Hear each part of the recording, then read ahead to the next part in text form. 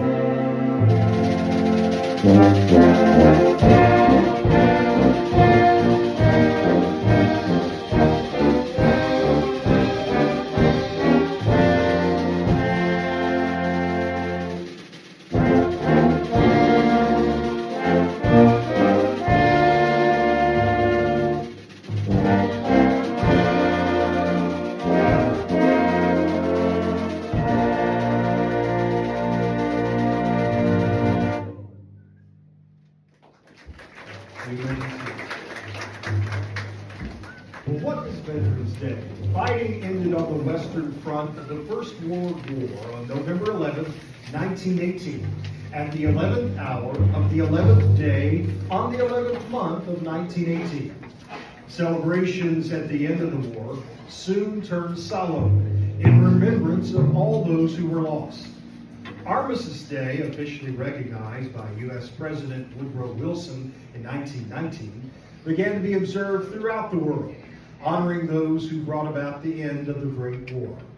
Armistice Day continued to be an important part of national identity and global memory, even as the world entered another war in 1939. In the aftermath of World War II, the day took on an additional meaning. And in 1954, after the return of service personnel from both World War II and the Korean War, U.S. President Dwight D. Eisenhower signed a bill rededicating November the 11th as Veterans Day, encouraging Americans to commit themselves to the cause of peace and to honor America's veterans to their courage, honor, patriotism, and sacrifice. Now, a familiar place in the war was Utah Beach. And that was the code name for one of the 5 sectors of the Allied invasion of German-occupied France in the Normandy landings on June 6, 1944, otherwise known as D-Day. That happened, of course, during World War II. Amphibious landings at Utah were undertaken by the United States Army troops with sea transport, minesweeping, and a naval bombardment force provided by the U.S. Navy and Coast Guard, as well as elements from the British, Dutch, and other Allied navies. The objective at Utah was to secure a beachhead at the Continental Peninsula, a location of important port facilities at Cherbourg. Now, the intention was to rapidly seal off the peninsula and prevent the Germans from reinforcing Cherbourg, and to capture the port as quickly as possible. Well, D-Day at Utah began at 01:30 when the first of the airborne units arrived. And on the beach itself, infantry and tanks landed in 4 waves beginning at 06:30 and quickly secured the immediate area with minimal casualties. Meanwhile, engineers set off to work, clearing the area of obstacles and mines, and additional waves of reinforcements continued to arrive. At the close of D-Day, Allied forces had only captured about half of the planned area, and contingents of German defenders remained, but the beachhead was secure. And now to celebrate that, Utah Beach.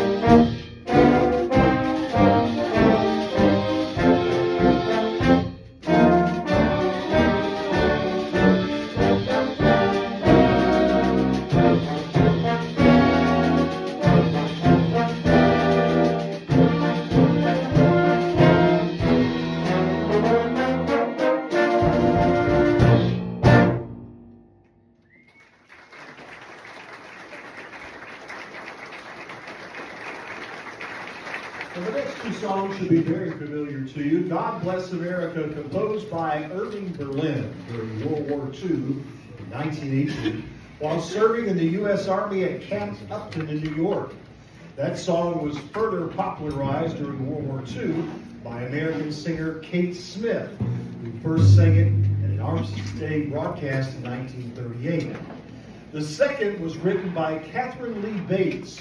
She was born in 1859. She was a young English teacher who was also a poet.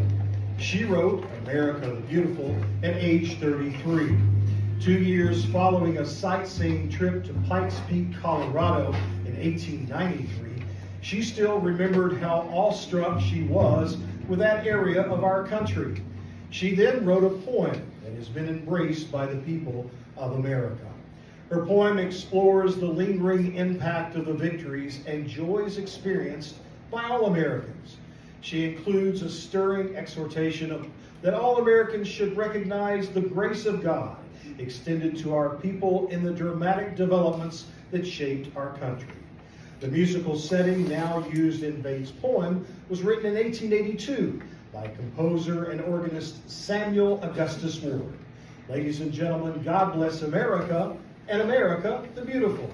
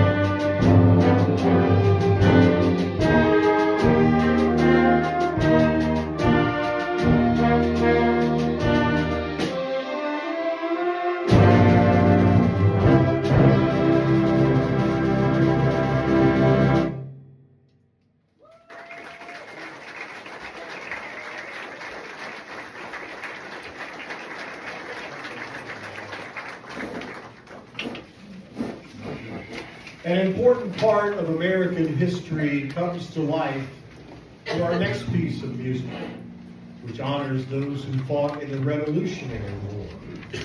Familiar patriotic anthem Chester, written by William Billings in 1770, is woven throughout the work, coupled with an engaging original melody. This dynamic setting is both rhythmic and powerful, and it's called March to Concord.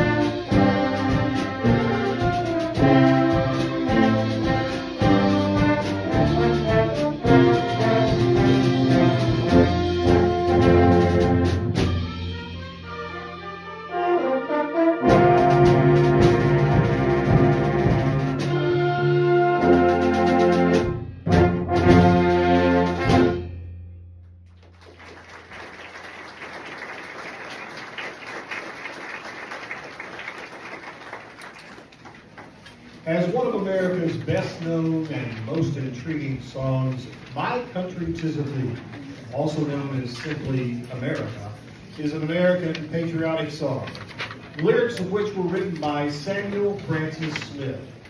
The song served as one of the de facto national anthems of the U.S.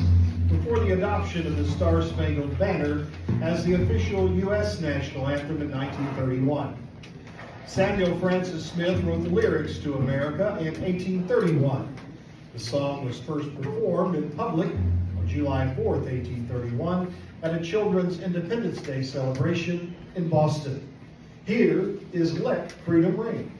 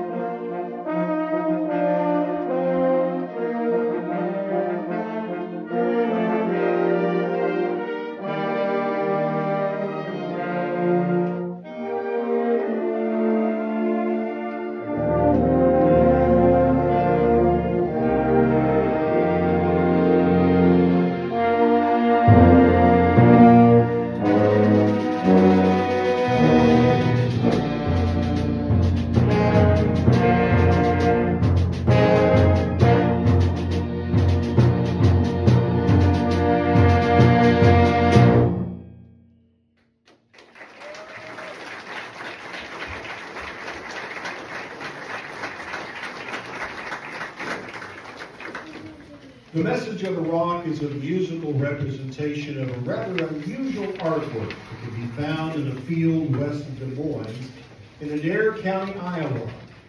Artist Ray Sorensen of Greenville, Iowa, discovered a rock that had for some time been painted with graffiti.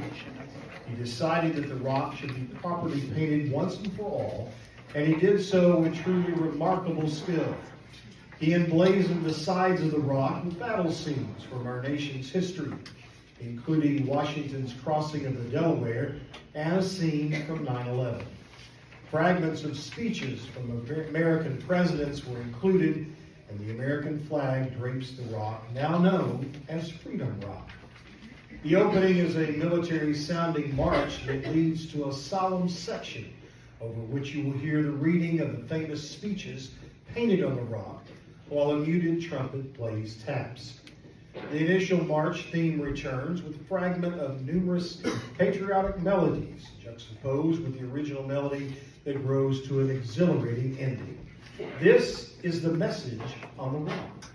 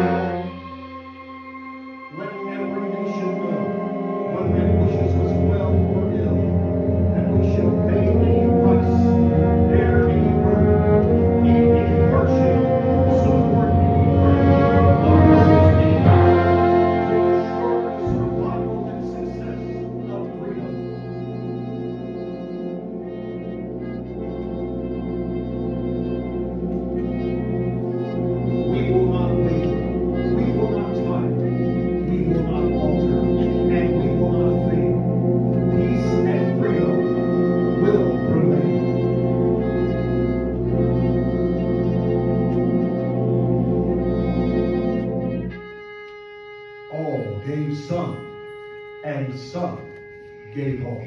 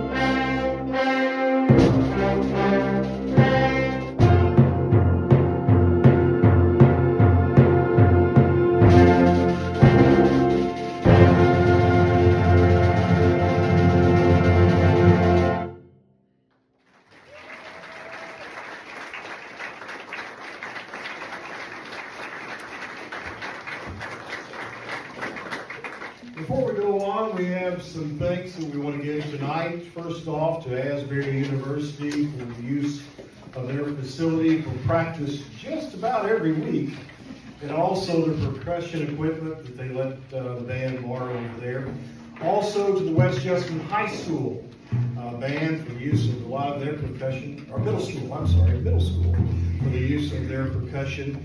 They let the band go over to the school, pick it up, bring it over here, and take it back and use it. And is there a band director here tonight? Outside? There. Thank you very much for the use. Oh, I know who that is. A former member of that band, I believe. In fact, a former member of the West Jessamine High band and UK band as well. Yes. Speaking of West Jessamine High School, that will be the location of the next concert of this Jessamine Community Band, and it will take place on Monday, December 16th. It will be their Christmas concert, and it will be free admission as well. Is it also at 7:30, Tim? And we hope you will be at that. A great night of Christmas music. When I mention free, I want to add to that this band supports itself. All these people have their music stands, and somehow little magic fairy comes up with all this sheet music, but it's not cheap. Which leads me to tell you that right back there on that table is a bucket, and it has a hole in it. And that hole is just big enough for dollar bills, which I hope that you will bring out of your wallet tonight and put in there to help them.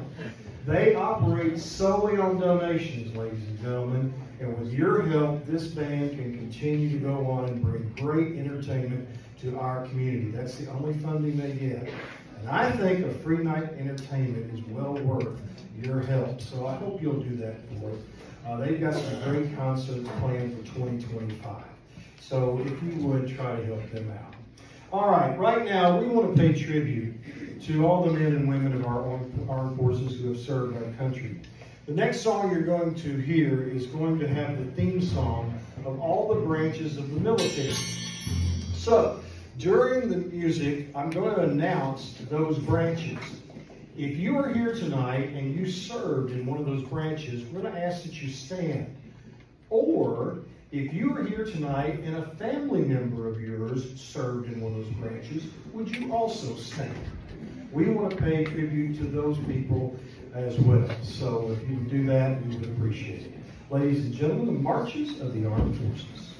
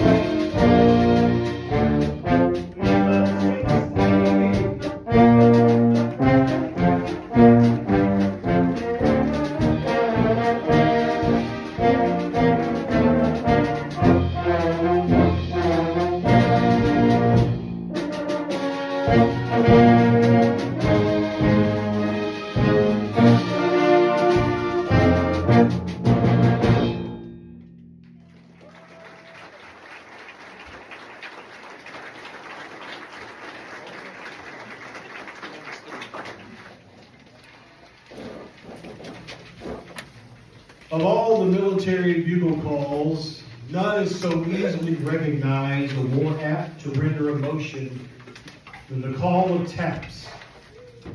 It serves as a solemn and respectful way to honor fallen service members, signifying the end of the day, a final farewell, and a moment of reflection through its poignant melody, representing the ultimate sacrifice made by those who served in the military. It's essentially a symbol of peace and closure. As the Jessamine Community Band concludes this program with the playing of taps, we ask that there is no applause and that you observe a few moments of silence out of respect for those who have made the ultimate sacrifice.